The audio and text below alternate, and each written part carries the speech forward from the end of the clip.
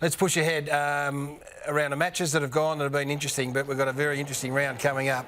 Have a look at this ladder. Those top 8 sides there all play each other in some way, shape or form. It starts with the top 2, if you don't mind. 1v2 on Thursday night, and it gets tastier and tastier as we go through it. Big matches coming up, and on the back of those results may very well determine where sides and how serious they can have a tilt at a premiership. Melbourne and Brisbane, Carlton, Fremantle, Geelong, Richmond and Sydney and St Kilda. And I guess on the back of that, it's an opportune time for us to sit back and have a quick look at each of these and what we expect to get, what lessons we expect to learn from these matches.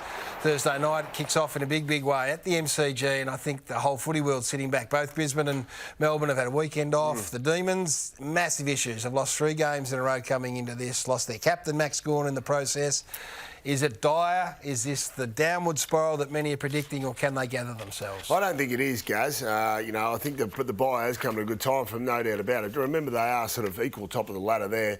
They just lost their way the last few weeks, partly with the personnel. Stephen May's a huge out, clearly. Yep. Obviously, Gawn's a concern going forward, Gaz. But you feel as if they're going to be able to re-energise and get that pressure back that I don't think we've seen that well in the last 2 or 3 weeks. OK, so this is what we've got to learn from them, is whether they've connected over the 2 weeks off, whether they sorted out their connection with their forwards, because the way they've gone inside 50 in recent times has been a bit of a disaster. They're out around 15 order, has it scores per inside 50 at 14. They were number 6 early on in the season, so their connection was much better. Now they seem to have, I don't know if they've run out of ideas, but there's no imagination in the way they go forward. This was almost 4 or 5 in a row, inside 50s in a row, which went back. So for me, from a Melbourne point of view, let's see how they clear up that. But yeah, the other part of it is Luke Jackson as well. So they have had the luxury of being able to send Max Gawn forward. And if it hasn't been him taking big clunks forward of the ball, well, then they haven't really looked all that threatening. He's going to have to do the majority of his work now in the ruck. So how do you assess his year so far? Like, talks of a massive offer. Gaz, is he just going, Luke Jackson? There's no doubt his last 3 or 4 weeks haven't been as productive as they were early in the piece. He and Max Gawn were rated really highly. But I think Simon Goodwin today hit the nail on the head. What an opportunity. That's the way he'd be looking at it. That's the way Melbourne would be embracing it, saying, hey, here it is. Here's the keys. You take over.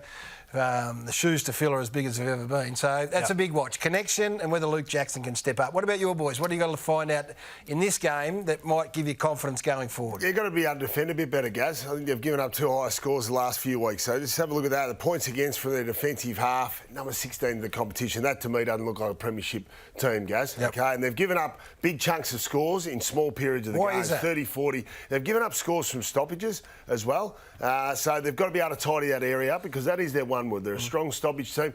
Dan Hurst's come back into the team now, Gaz. He's going to do a little bit of ruck, but he's got to kick goals. 3+ goals a game, and it's the bookends for me. I think Harris Andrews and Joe Daniher, they need the biggest 10 weeks of their career to get Brisbane over the line to win a premiership. OK, let's have a look at that on Thursday night to see whether they can launch. Let's go to Carlton and Fremantle. Really looking forward to this. Well, that's what's so exciting about this round, and the reason we're going through this process, because all the guns are playing each other, so you get a really good look at it. And Carlton, the start of the year, their strength was their clearance game. They scored well off it.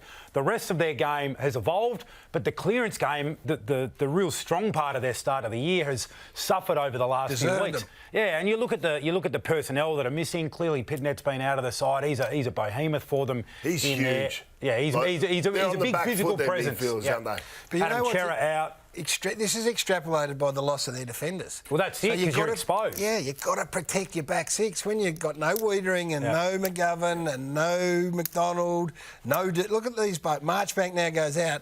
If you're losing it at the source, then this is putting your most vulnerable area of your team under pressure. 76 inside 50s they conceded last week. And held up well. And held up well. Held up really well. Considering Durden was on the street a couple of weeks earlier, I've never seen a position group be so affected by injuries, the one position group. It's a daunting month ahead when you consider the guys that are missing from this lineup. The teams that they play against, they're loaded with guys that can mark the footy in front of the ball. Spot on. So don't give up clearance. Don't give up centre clearance particularly, but don't give up clearance and put your defence under pressure against these sides coming up over the next 4 weeks. Are you concerned about Fremantle, Gaz, the way they've been able to sort of defend?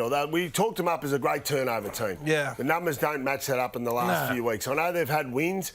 They beat Brisbane, who of course are a top 4 team, but actually, you look at Fremantle's turnover game, it just hasn't been what Justin Longmuir would have hoped for. Yeah, so this is a little worry, and it's a watch. So coming out of this game, we'll watch and see what this is. I think they've only won turnover twice in the last 7 games. So for a side who set up so well defensively behind the footy, that is a little concern. So we'll keep an eye on that. Just a quick one on Fremantle, guys. Can they go all the way, this group, not experiencing finals as a team? Well, you're better placed than Rui or I to talk about that. This school of thought saying you've got to get there and you've got to experience it. I think it'd be a massive ask. Yeah. It would be an enormous ask for them to do that. But who knows? This season shapes as one that you've got to get it right at the right time of the year. They're rare stories, the groups that sort of get there before their time. And like Hawthorn in 08 maybe is the last one that got there early. And they played finals the year before, hadn't they? Buddy Franklin kicked the goal on the siren. Yeah. I really like what Fremantle's doing. I just couldn't see them win the premiership. Right. First up. You might change your mind on the back of this weekend. Yeah. That's why, again, we're looking forward to it. Richmond take on Geelong. I've heard this song repeated over and over. They've delivered one of the great sides of all time. Are we getting back to it? Are these numbers the numbers that are going to put a bit of a shiver down the rest of the competition spine? It can't be happening again, can it? Have a look at these. This is their last 7 weeks, if you don't mind. And this is what we were putting up week after week after week through the 3 or the 4 years that they were the dominant team.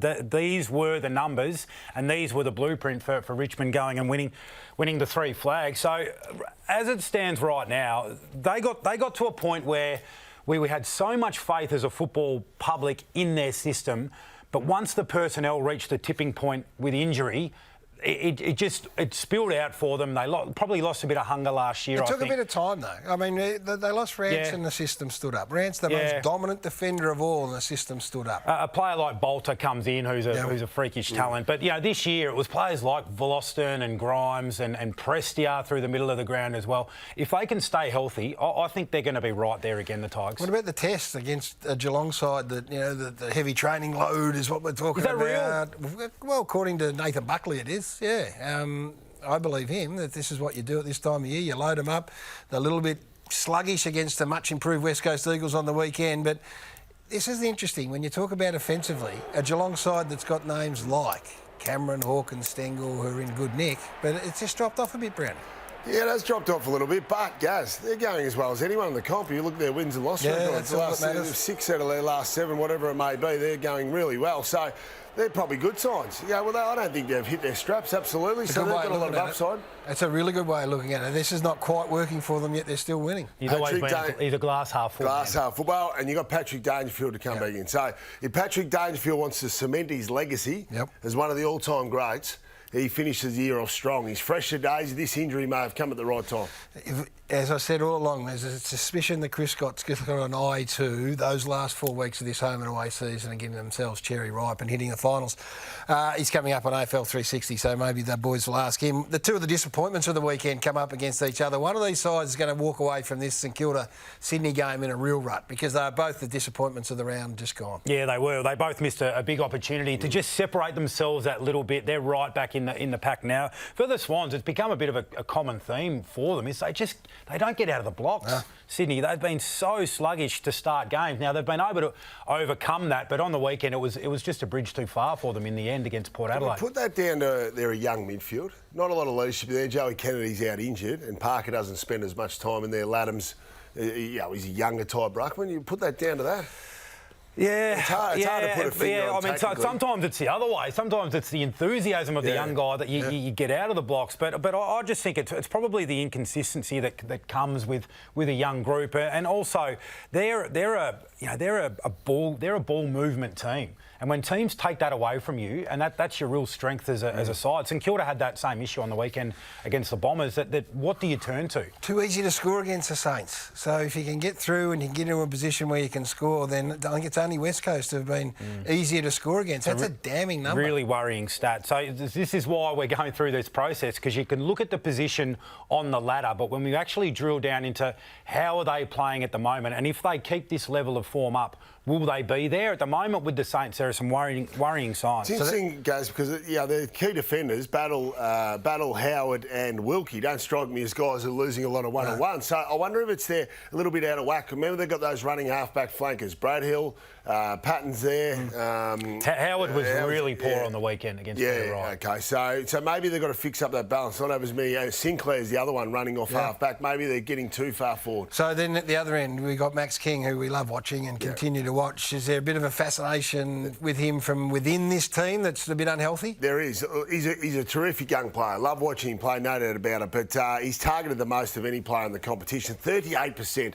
That is far too predictable for the opposition defences. They can load up around him. Last year they had a better balance between King and Memory as the two main ones. Yep. It's they suffer a little bit similar to what Sydney suffer with Buddy. Buddy being too Buddy-centric. Quite often when Buddy's not there, they actually go better, Sydney. So they've got to get that balance right when they're targeting. I mean, Tim Memory is just at 15% behind Jack Higgins, Rui. Out of whack, surely. I mean, no.